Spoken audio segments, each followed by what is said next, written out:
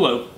Today we're going to be taking a look at Harry Potter and the Philosopher's Stone, published by Bloomsbury in 1997 by J.K. Rowling. So I have the book here. I've got it in this Solander box. It's a hard box in a quarter-bound case here. And it has some gold impressions here on the side, just indicating some of the information about the book. My videos, if you watched them before, I tend to ramble, so I'm going to try to really cut to the chase. There's a lot that can be said about the series, about this book in particular, but I'm going to try to really focus on some of the core bits. If you're interested in collecting Harry Potter, talk a little bit about the most collectible versions of them and talk about some of the differences and some of the things that you need to pay attention to in the event that you happen to be in the market for a copy of this book. So there's actually multiple versions of the first edition, first impression of these books. You're going to have a British first edition, first impression. You're going to have the American first edition. You're going to have the Australian first edition. All of these are first editions of the first book. All of them have first impressions, and all of them hold value, from hundreds of dollars to thousands of dollars, sometimes to many thousands of dollars if they're signed copies. So there's multiple versions out there. So that's one thing to keep in mind when you're collecting, is looking to see where the copies have been published from. Now, in my opinion, so take this with a grain of salt, the three probably most collectible versions that you'll find of Harry Potter and the Philosopher's Stone are going to be the American first edition, first impression, which is actually called Harry Potter and the Sorcerer's Stone, not Philosopher. I guess they thought American kids wouldn't be interested in a book with Philosopher in the title, so they made that change. That would have been a hardback. It included a dust jacket on it, and it's pretty collectible. Likewise, the Australian is pretty collectible, but from what I can see, there seems to be a little bit more demand on the American. Just my take on it, could be wrong. But really the primary copy that people are looking for is going to be the British first edition, which was, again, published by Bloomsbury in 1997. The reason for that is because it was the true first printing. That's the one that collectors are really paying attention to. So when they printed that, they printed two versions of it. They printed a paperback and a hardback. I should say, though, they actually printed it all at the same time, meaning it was all one single print run. They used the exact same pages on the inside, so all the errors that you may find in a hardback, you're going to find those exact same errors in the paperback, because it's literally printed all at the exact same time. The key difference between the two of them, since obviously the contents are the same, is really just the way they were bound. The paperbacks were bound in, obviously, paper that was laminate covered, and then the hardbacks were printed in a hardcover that was laminate covered. It is also worth noting, too, the original first impressions of those hardbacks did not have a dust jacket. The later copies of it, they actually printed a dust jacket that looked just like the cover and wrapped that around it, but the true first edition first impressions won't have a dust jacket. So this is probably the one time when it comes to collecting books where if you have the hardback, you don't want it to have the dust jacket.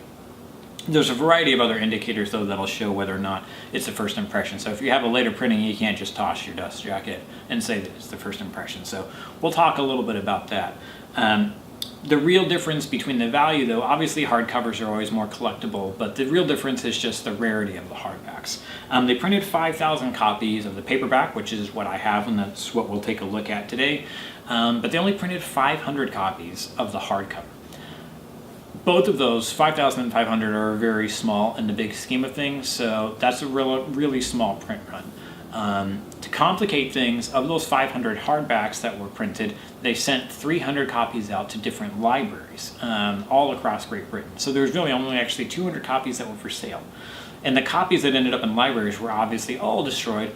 And I've seen copies, literally, that have the library card in there that have fallen apart, the pages are loose, the cover is broke, and those still sell for $10,000. So that hardback is the holy grail of modern day book collecting and modern day first editions. It is, and there's a variety of reasons why. Like I said, it's very rare. It falls apart really easily. They didn't use the best quality materials on these books, so if you read them more than once or twice, they start falling apart. And obviously, 500 million copies have been sold. This is a very popular series. When I say very, it's the most popular series of all time. So there's a lot of those reasons that all came together to create sort of the perfect storm on collectability. It's so collectible, in fact, if you're looking for that hardcover, there's no copies for sale right now, at least at the time of this video. You may find copies in the future, but right now, if you're looking on eBay, you're looking on abooks.com, you're reaching out to different private collectors, there's no copies for sale. So not to say they won't become for sale in the future, but right now those are all privately owned by collectors. The paperbacks as well, even though, like I said, originally there was 5,000 printed, those were kids' books. They were beat up. There's not a lot of copies that existed in great condition. So as such, there's only a limited number of those available. And as of the time of this video, there's only actually 3 or 4 copies even on the market right now for the paperbacks. So very, very rare to find these books. And as such, they're fairly valuable. So we're going to talk a little bit about some of the points you're going to want to look for. So I have the copy here. You can see this is the paperback. It's not a very large book. We're going to look at some of the points that you're going to want to look for if you are in the market for a Bloomsbury first edition. And the points are going to be the same between the hardback and the paperback. The first thing you're going to want to look for is going to be on the cover here. At the bottom, there's a review. It says, "A terrific read and stunning first novel, Wendy Cooling." This review was substituted out in some of the later printings, so you want to make sure that it has that review, again, by Wendy Cooling down at the bottom. On the side, it'll have a small portrait of Dumbledore. This was substituted with a different version later. And then in yellow, it'll say Bloomsbury. And I clarify this because there was pretty much a facsimile version by a publisher called Ted Smart that looks exactly like this, except for in the yellow it says Ted Smart, not Bloomsbury. So if you have a copy that looks like this one here, check. Is it Bloomsbury or is it Ted Smart? Something to look for on the back, you can obviously, there's a pretty large portrait of Dumbledore there. Dumbledore. The artist was not familiar with how Dumbledore should really look, so he created a version that's not really how he should look. So needless to say, this version of him was replaced in some of the later printings, so there's a more age-appropriate, I guess would be the term, version of him that you can find in the later printings. So if you're looking at it, make sure you have young Dumbledore on there. That covers a lot of the main points you're going to want to look for on the outside of the book, but there's more things to look for on the inside. So let's go ahead and talk about some of those. On the copyright page, just like a lot of first editions, you're going to want to make sure that there's a full number line from 10 all the way down to 1. Some other points to look for, though, is under the copyright text, it'll say Joanne Rowling, 1997, not J.K. Rowling. I've heard, I don't know how true it is, but I've heard that there was some concern by the publisher at first to have Joanne as the author name because they thought a lot of boys would be interested in this series and they were worried they may not read it if the author's name was Joanne, so they went with J.K. Rowling, but that text was definitely replaced later on for J.K. Rowling, but on the first impression it will say Joanne Rowling there. They also missed a space, coincidentally, on the next line where it says the cover illustration was by Thomas Taylor, 1997, and they forgot to put a space in there. That was obviously fixed in some of the later versions as well. You'll also want to make sure on the title page, again, it'll say Bloomsbury down at the bottom. There will be a Ted Smart logo if it was from the Ted Smart printing there. Otherwise, the copies will look pretty much exactly the same.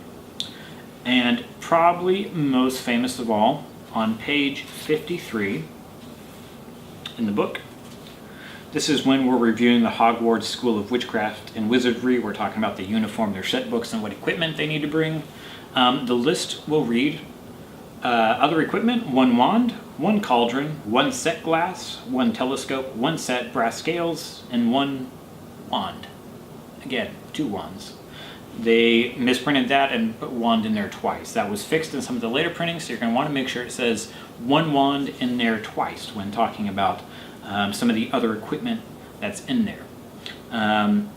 So that's a real high-level look at some of the points that you're going to want to look for when you're collecting a first edition, first impression. I'm going to do some close-up shots as well, so you can see how that looks. Talking a little bit about some of the value and collectability of these books. As you'd expect, there are 10 times as many paperbacks as there are hardbacks. So the cost, for the most part, kind of followed that premise of whatever you're paying for the paperback, a hardback would more than likely cost about 10 times as much as that. And these paperbacks, the price is a little bit all over the place right now, but copies are ranging for anywhere from $5,000 up to $10,000 or $11,000 for ones that are in really good condition.